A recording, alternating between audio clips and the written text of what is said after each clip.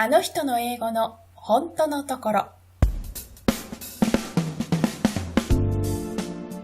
英語ができるようになるまでの道のりは実に様々で、2人と同じ学習者はいません。日本育ちでも外国育ちでも、英語が得意でも苦手でも、内向的でも外向的でも、理系でも文系でも体育会系でも、英語が使える人になることは可能です。それを示すために、自らの経験を惜しみなく共有してくれた最初の10組11人のインタビューから、頑張る学習者に届けたいメッセージを集めました。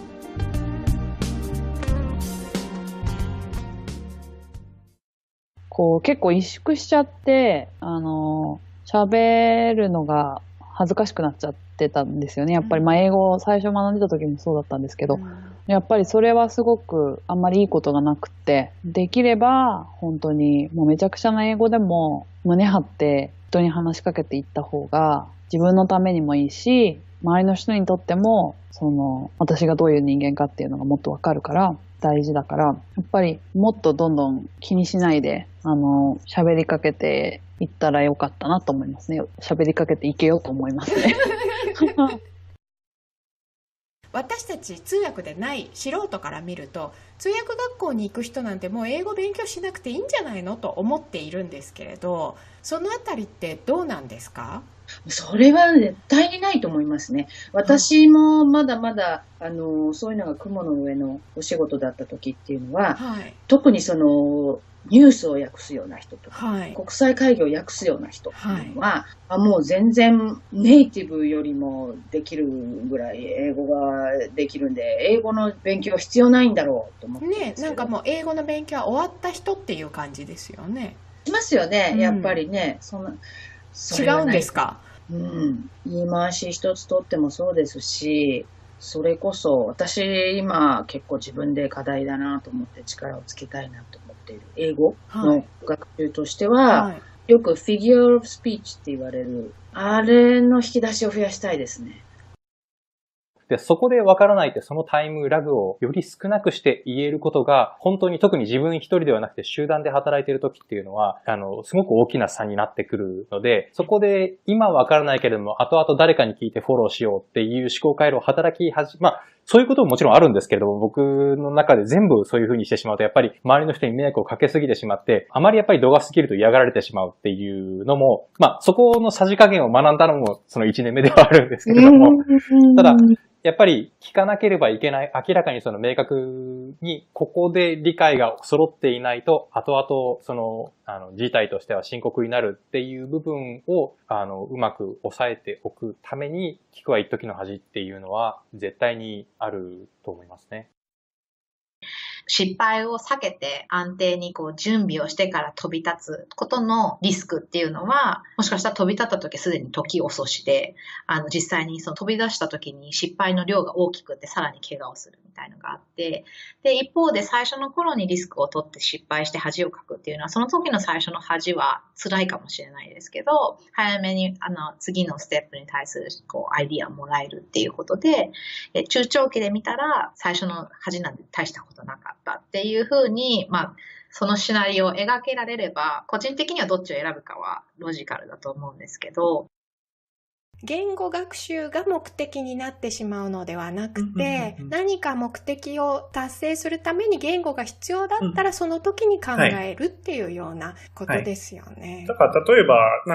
近道がないかって思ってるうちは多分それは必要性を感じてないんじゃないかなっていう気はちょっとします。素晴らしい。何かやらないといけないモチベーションがあるときって近道とか探してる余裕も多分なくて、目の前にあるのをなんとかやるしかなくなってくると思うんですよ。そうですよね。夢中の間って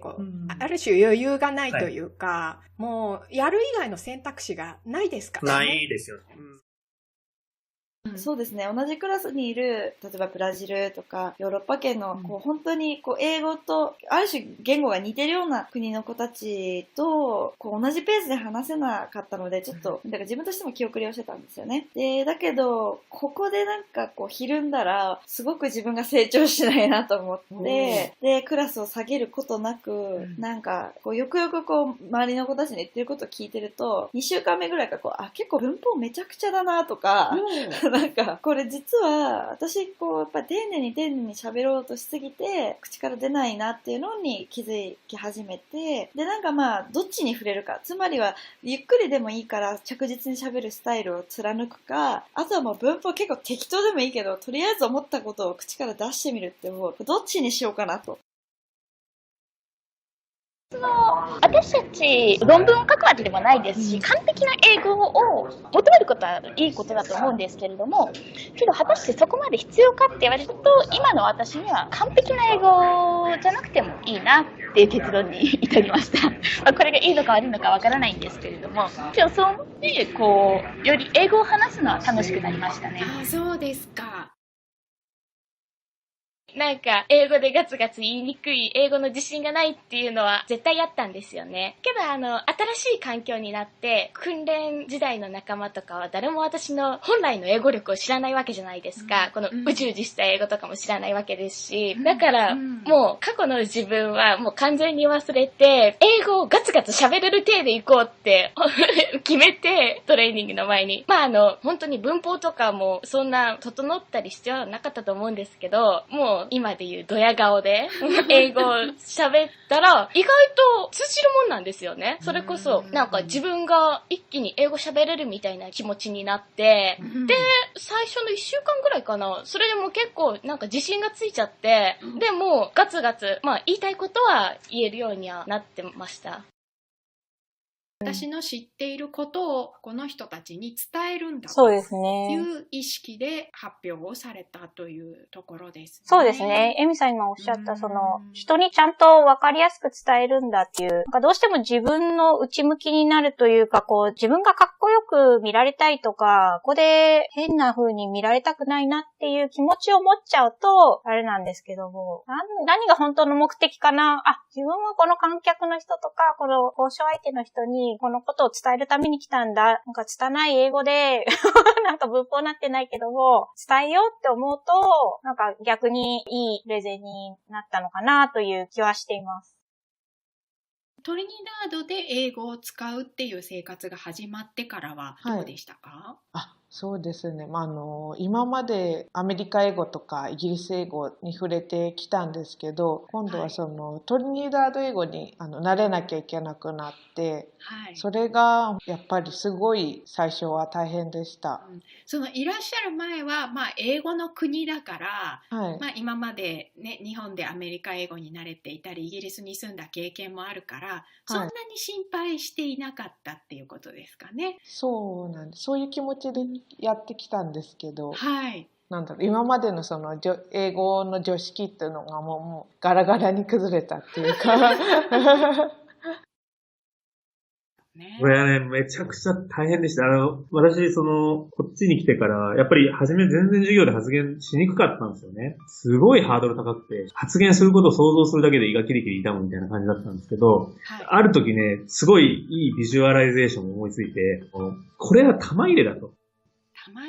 アメリカ文化全体にもうなんかそういう毛があるなと個人的に思ってるんですけど、でも少なくともこのビジネススクールのこの講義は玉入れだ。つまり、みんなとにかくカゴに向かって球を投げてて、隣のやつがすごいあさっての方向に球投げても誰も気づかないし、誰も気にしない。一言で言うと、日本の文化はなんとなく原点主義で、アメリカって加点主義だなって思ってて、この加点主義を自分なりに表現すると、玉入れだなみたいな。いかがでしたか？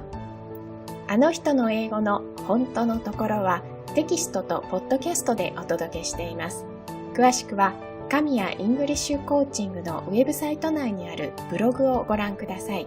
URL は englishcoaching.jp/interview です。